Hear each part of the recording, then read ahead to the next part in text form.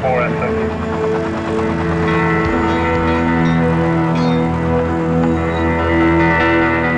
Intersection still a problem because of the lane, is that correct?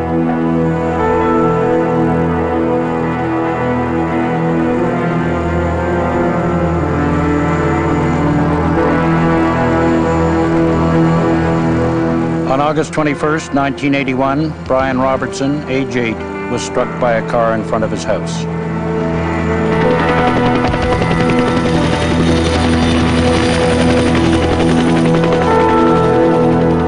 Brian's parents, Bert and Sharon Robertson, then began a vigil whose outcome would change their lives forever.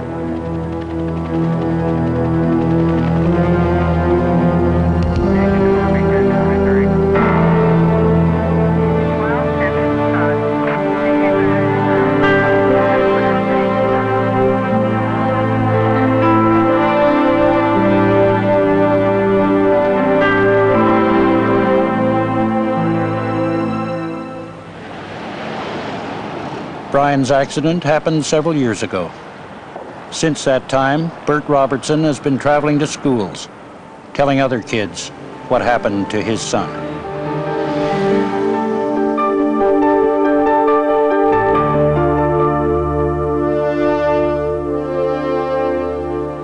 On August 21st, 1981, someone decided to go out for a pack of cigarettes and drive past my house. And someone decided to do that while they were intoxicated.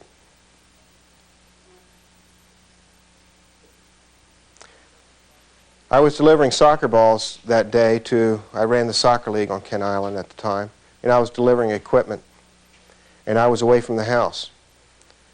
And Andy, my older boy, and I went out to deliver this equipment. Brian did not want to come with me. He was 8 years old. I went to Downey's to bring home some milkshakes for the family as kind of a treat, and a man ran into Downey's and grabbed me and threw me in the car without saying a word and drove me home. And the closer I got to my house, the closer I realized that something had happened desperately wrong in our house. Who was it? I had to think. And I knew that it was Brian. And then I had to wait for that phone call from the hospital. That phone call that was going to tell me if he's alive or dead. And it came. And they said, "Mr. Robertson," and I said, "Yes." They said, "Can you get here right away?" And I said, "It'll take me about 45 minutes. And they said, "Take your time." They were telling me that he was dead.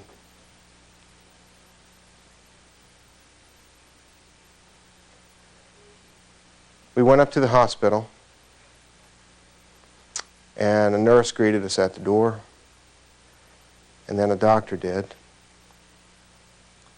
And this doctor was angry because he told me that little children are not supposed to die. Here's a person that you think sees death day in and day out and gets used to it, but they don't get used to it. They see it.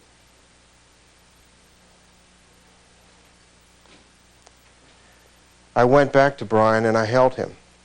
He was on a table and he was wrapped in white and his eyes were partially opened, and that's what you remembered about Brian. His eyes were black like onyx. And that's what you saw when you looked at him, is his eyes.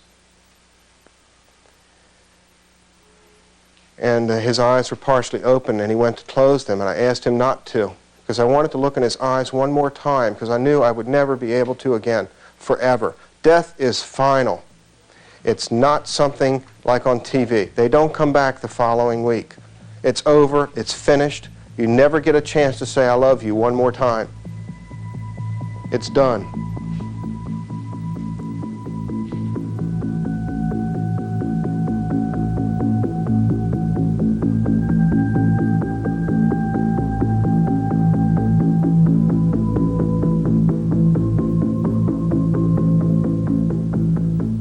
Then I found out what had happened in that accident.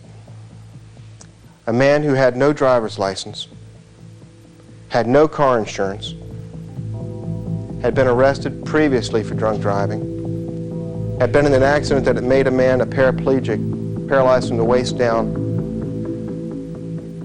He had been warned twice by a passenger in the car to look out for the little boy, and he didn't. He crossed the road, he went on the wrong side of the road, he hit my boy at the end of our driveway. He drug him 125 feet, and what finally stopped the car was my son's body and the bicycle. And his only concern was to find a place to urinate in front of my wife and neighbors. That's all my son's life meant to him.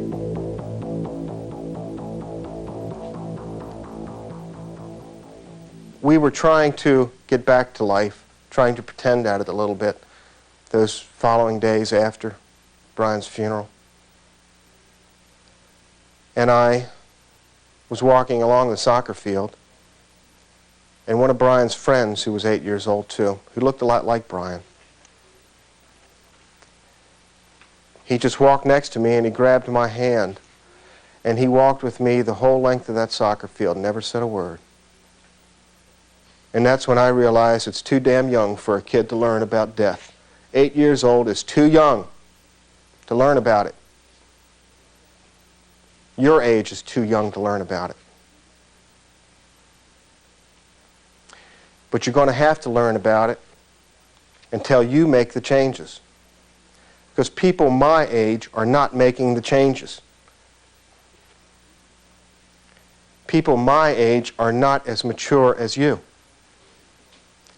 Maturity has nothing to do with age.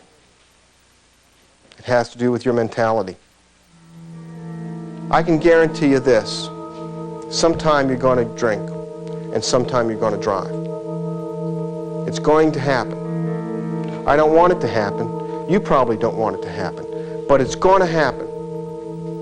And you have to decide now whether you're going to let it happen, whether you're going to take the chance of having somebody, some little child, on your conscience forever. You're going to have to make that decision. You have to make it today. Because when the time comes, you're not going to be able to. You're going to be too confused by the situations to make that decision at the time. So I want you, when you leave here, when you think about it just every once in a while, if you do, I want you to look at where Brian's picture is on that little piece of paper there. And I want you to not think about Brian. I want you to take and mentally put the picture of the person you love the very most on the face of this earth in his place on that piece of paper. And think how you would feel having somebody that you love the very most on that piece of paper like that. And that's all you had left of them, is a picture.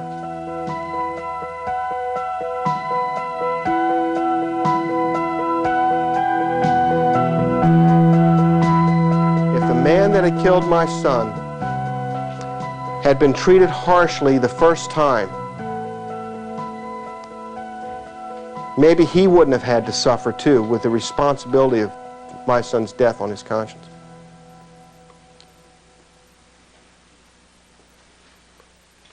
I hope for himself and his family that he gets his life under control.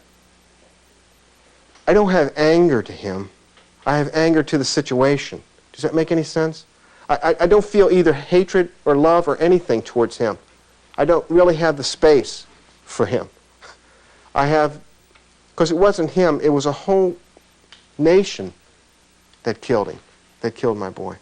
It was a whole idea that killed him, a whole idea that it's right to do, that it's okay to do, that it's acceptable to do.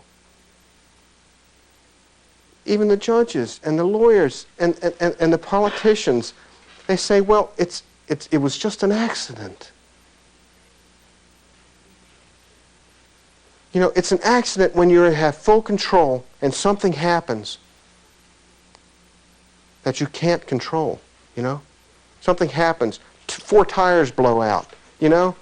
If the kid had run into the road between two parked cars in a highway, that's something. But when you follow a kid into his driveway because you're drunk, that's not an accident.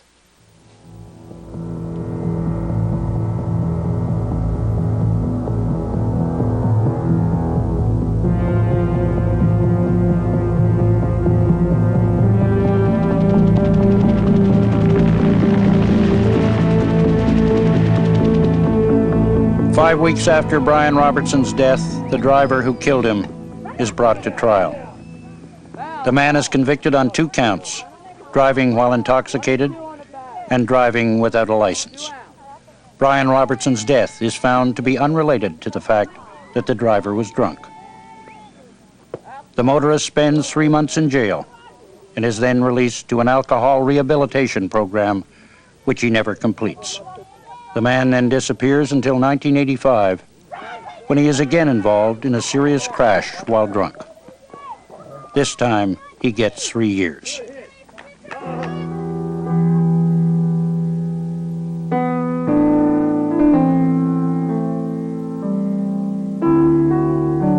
Brian Robertson's death is not unique. On North American roads each year, drunks kill 25,000 people and cause medical bills in the hundreds of millions of dollars. The suffering these drunk drivers inflict on the victims' families is beyond calculation.